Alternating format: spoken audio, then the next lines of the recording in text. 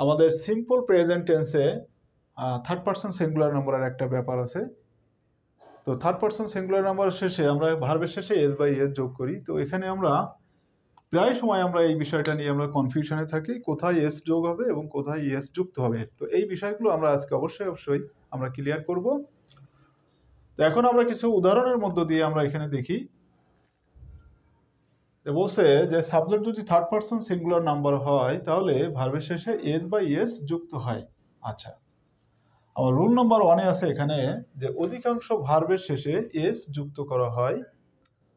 তো অধিকাংশ ভার্বের শেষে এস যুক্ত করে আমরা যদি থার্ড পারসন সিঙ্গুলার নাম্বার আমার সাবজেক্টটি থাকে। আচ্ছা, এখানে তার আগে শিক্ষার্থীরা আমরা একটু খেয়াল করি যে এখানে কিন্তু আমার প্রত্যেকটা যে থার্ড পারসন সিঙ্গুলার নাম্বার যে সাবজেক্টগুলো হয় সেগুলো আমরা এখানে লিখেছি। প্রথমে আছে টাইপ, দি বয়, হি, জান্নাত, শি, দ্য ডগ, ইট। আচ্ছা, এখানে আমরা কিছু ভার্ব যোগ করছি যে এই ভার্বগুলোর শেষে বা এই ধরনের অধিকাংশ ভার্বের শেষে এস যুক্ত করে আমরা থার্ড পারসন সিঙ্গুলার নাম্বারের ক্ষেত্রে আমরা এস যুক্ত করে থাকি প্রেজেন্ট সিম্পল টেন্সে। যেমন টাইপ টক্স, টক থেকে talks. The boy plays, the boy cooks, he cooks. Jannat works, Jannat sings, Jannat loves, she loves, the dog sleeps, she writes, Jannat writes ইত্যাদি। আচ্ছা, এখানে এইগুলো ব্যবহার করার উদ্দেশ্য যে যাতে করে তোমাদের একটা পিওর কনসেপ্ট থাকে যে থার্ড পারসন সিঙ্গুলার নাম্বার যে রিলেটেড আসতে পারে সেই ব্যবহারগুলো কিন্তু আমি এখানে দেখিয়েছি। আচ্ছা, আমাদের পরবর্তী বিষয় যে রুল নাম্বার 2-তে আমরা রেখেছি যে যে সকল ভার্বের শেষের বর্ণ কি থাকে, CH, SH, S, X, Z থাকে তাদের শেষে ইএস যোগ করতে হয়।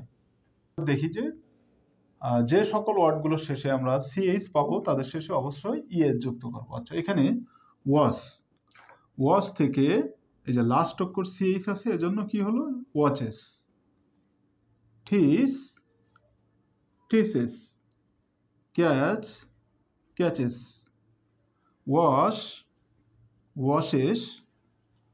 আচ্ছা, next finish, finishes, smash, স্ম্যাশেস।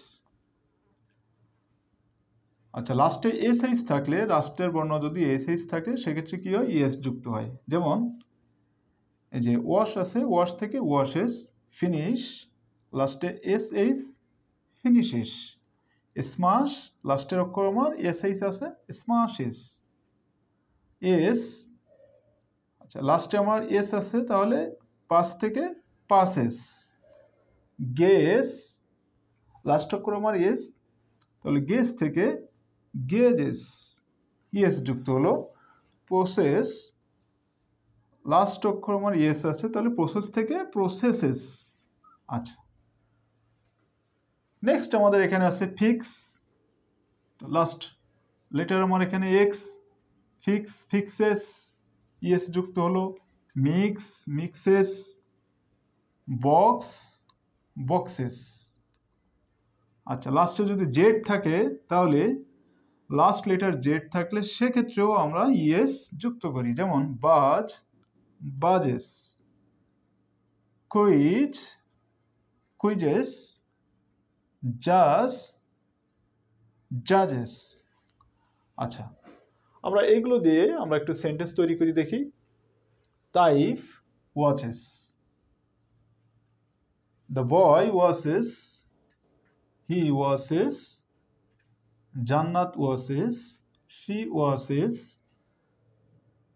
It watches, the dog catches. আচ্ছা, এখানে এই দুইটা ভার্ব আমরা এই দুইটা সাবজেক্ট আমরা ইউজ করছি এখানে সুবিধার্থে। এখানের অর্থ অনুযায়ী যেটার সাথে যেটা মেলে আমরা চাইলে এটা দিয়েও আমরা এখানে দি ডগ এবং ইট আমরা ব্যবহার করতে পারি, বোঝার সুবিধার্থে আমরা রাখছি এখানে।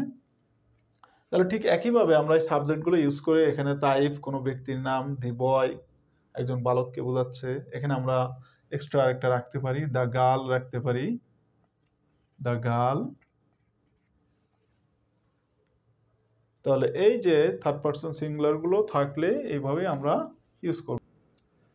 রুল 3-তে হচ্ছে বলছে যে কোনো শব্দে যদি শেষের বর্ণ ওয়াই থাকে, শেষের বর্ণ কি থাকবে? ওয়াই থাকবে, এবং তার আগে কনসোনান্ট থাকলে ওয়াই